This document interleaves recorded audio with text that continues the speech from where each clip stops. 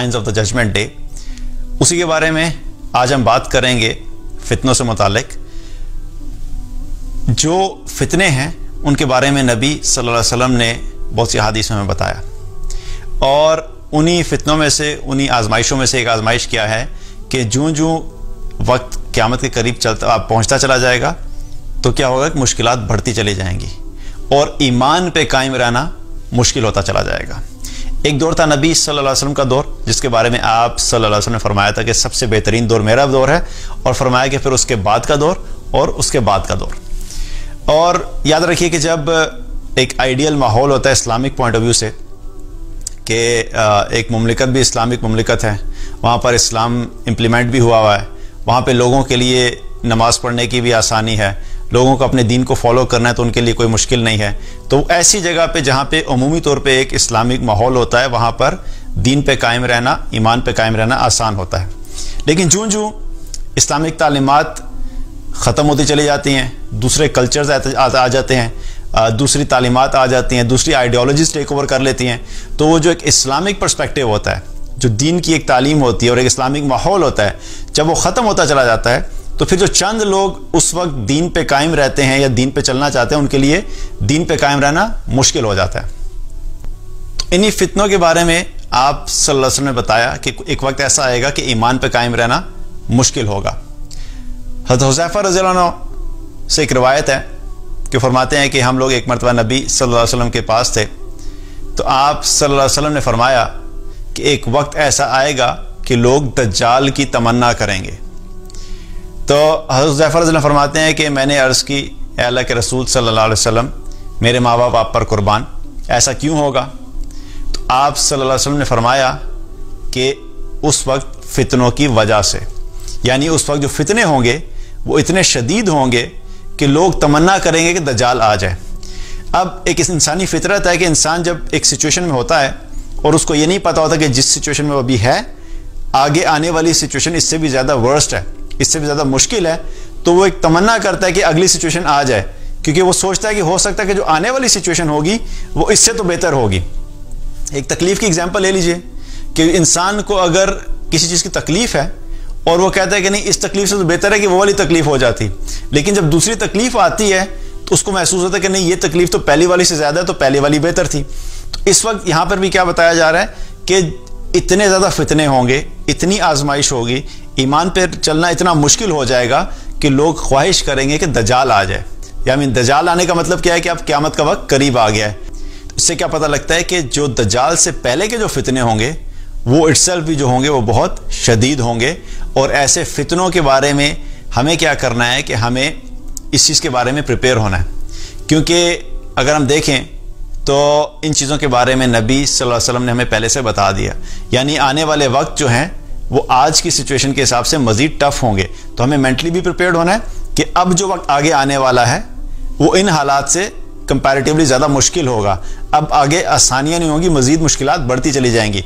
इसलिए इन हालात में हमारे लिए क्या ज़रूरी है कि हमें जहाँ पे टेक्नोलॉजी पढ़नी है, जहाँ पे हमें दुनियावी तालीम हासिल करनी है, जहाँ पे हमें दुनिया के बारे में सीखना है, चाहे वो इकॉनमी हो, चाहे वो इंफॉर्मेशन टेक्नोलॉजी हो, चाहे वो फाइनेंस हो, कोई भी फील्ड हो, इसको भी हमने सीखना है। लेकिन हमने खुद और अपने बच्चों को इस चीज़ के ऊपर भी लेकर आना है कि हमें कुरान और सुन्नत के बारे में पता होना चाहिए, क्योंकि जो आने वाले फितने हैं उनसे बचने के लिए और उनसे निकलने के लिए हमें दुनिया की किताबें हेल्प आउट नहीं करेंगी। हमें अपने ईमान को मजबूत कैसे करना है, हमें अपने ईमान पे कायम कैसे रहना है, क्या चीज़ हक है, क्या चीज़ बातिल है, क्या चीज़ सही है, क्या चीज़ गलत है, कौन सी चीज़ करनी है, कौन सी चीज़ नहीं करनी। अगर दुनिया एक तरफ जाने को कह रही है और अल्लाह के रसूल हमें दूसरी तरफ जाने के लिए कह रहे हैं, तो हमें पता होना चाहिए कि हमें किस सही रास्ते के ऊपर चलना है। इन तमाम चीज़ों के बारे में हमें पता कैसे लगेगा? हमें कुरान और सुन्नत से पता लगेगा। तो हमें बहुत ज़्यादा इस चीज़ पे फोकस करना है कि हम खुद भी इस चीज़ का इल्म हासिल करें और अपने बच्चों को भी इस चीज़ की तालीम दें, ताकि जब वो लोग इन सिचुएशन में आएँ, क्योंकि देखिए याद रखिए ये चीज़ें अवॉइड नहीं हो सकती। अगर हम ये उम्मीद करते हैं, ये एक्सपेक्टेशन लगा के बैठे हुए हैं कि आने वाला वक्त जो है इस वक्त से बहुत बेहतर होगा, तो हमें इस चीज़ से बाहर निकलना है।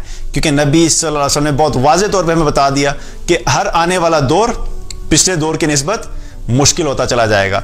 तो अब आने वाला जो आगे वक्त है, اللہ تعالیٰ ہم سب کے ایمان کی حفاظت فرمائے. میں مقصد ڈرانا یا خوفزدہ کرنا نہیں ہے، لیکن مقصد کیا ہے کہ ہم اس چیز کے بارے میں وارن کرنا کہ ہم لوگ اس چیز کی تیاری کریں، تاکہ ہمیں پتہ ہو کہ آنے والے وقت میں ہمیں کیا کیا چیزیں کرنی ہیں اور کیا کیا سٹیپس لینے ہیں. اور اس چیز کے بارے میں ہم صرف اور صرف جو گائیڈنس لے سکتے ہیں، جو ہم رہنمائی لے سکتے ہیں، وہ ہم قرآن و سنت سے لے سکتے ہیں.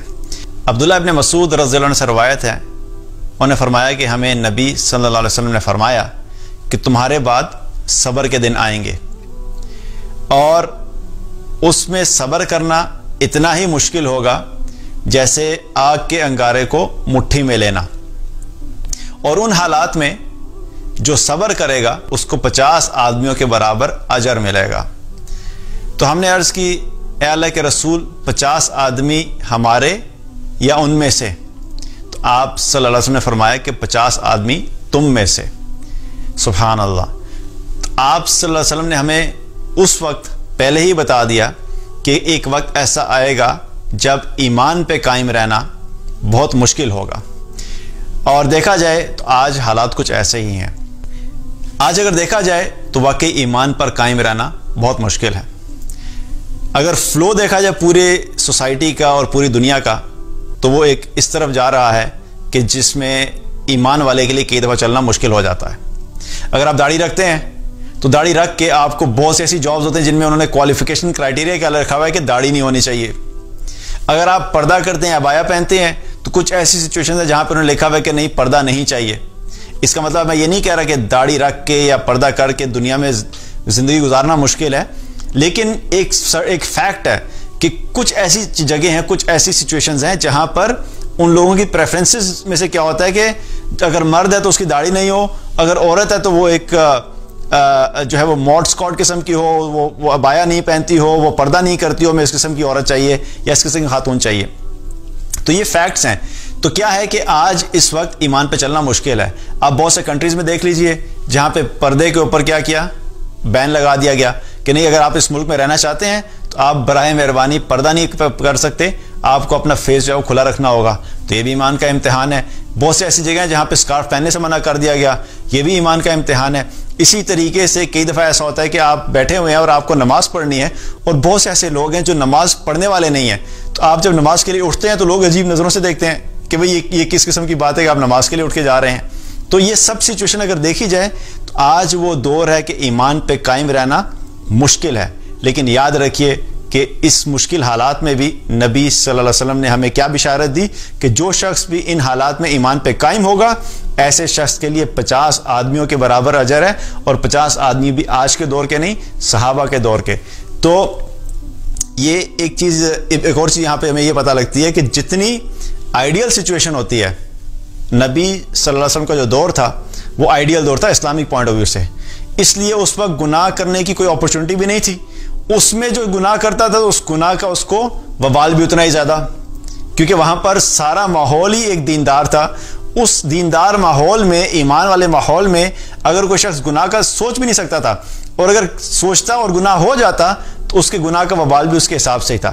لیکن ایک ایسا دور جہاں پہ ہر طرف گناہ ہی گناہ ہے، جہاں پہ ہر طرف فتنے ہی فتنے ہیں، جہاں پہ ہر طرف آزمائشیں ہی آزمائشیں ہیں، جہاں پہ ہر طرف اللہ اور اللہ کے رسول کے بتائے ہوئے احکامات کے خلاف باتیں ہو رہی ہیں، ایسے ماحول میں، ایسے دور میں کچھ لوگ ایسے ہوں جو دین پر قائم ہوں، جو قرآن کے مطابق زندگی گزارنا چاہتے ہوں، جو نبی صلی اللہ علیہ وسلم کی سیرت کے مطابق اور سنت کے مطابق زندگی گزارنا چاہتے ہوں، اور وہ اس پہ عمل کر رہے ہوں، تو ان کے لیے بہت سی مشکلات کو انہیں فیس کرنا پڑتا ہے. لیکن ان مشکلات کو فیس کرنے کے باوجود وہ قائم رہتے ہیں. تو کیا ہے کہ ایسے لوگوں کے لیے اجر بڑا ہے. اگر شادی آتی ہے تو کیا ہوتا ہے؟ مہندی کے اوپر نہیں جاتے تو خاندان کے اندر پرابلم شروع ہو جاتا ہے کہ یہ کس قسم کے لوگ ہیں کہ یہ تو مہندی پہ نہیں آتے، یہ تو ہم سے تعلق ہی کاٹ کے بیٹھ گئے ہیں، نہیں یہ تو بالکل آؤٹ ڈیٹڈ قسم کے لوگ ہیں، یہ تو ہماری پارٹیز کے اندر شامل نہیں ہوتے، یہ ہمارے ناچ گانے کے فنکشن میں شامل نہیں ہوتے. تو ایسے لوگوں سے پھر لوگ کیا ہوتا ہے، لوگ اوائڈ کرتے ہیں. جو لوگ خود ڈانس پارٹیز کے اور ڈفرینٹ قسم کی پارٹیز کے عادی ہوتے ہیں، پھر ان لوگوں کو ایسے لوگوں کے ساتھ رہنا خود بھی آکورڈ لگتا ہے. تو یاد رکھیے اس میں پریشانی کی بات نہیں ہے، گھبرانے کی بات نہیں ہے. جو لوگ دین پر نہیں ہیں وہ بھی ہمارے بہن بھائی ہیں، اللہ تعالیٰ ان کو بھی ہدایت دے اور صحیح راستے پہ لے کر آئے. لیکن میں بتا رہا ہوں کہ جو لوگ ایمان پہ قائم ہیں، ہم سب کے لیے کیا ہے، ہمیں اپنے ایمان پہ قائم رہنا ہے. کیونکہ اللہ کے رسول صلی اللہ علیہ وسلم کی بہت بڑی بشارت ہے ایسے لوگوں کے لیے جو ان حالات میں بھی صبر کریں، نیکیوں پہ بھی صبر کریں، گناہوں سے بچنے پہ بھی صبر کریں، اور جو مشکلات اور مصیبتیں آتی ہیں ان پہ بھی صبر کریں. تو ایسے لوگوں کے لیے آپ صلی اللہ علیہ وسلم نے کیا فرمایا کہ 50 آدمیوں کے برابر اجر ہے.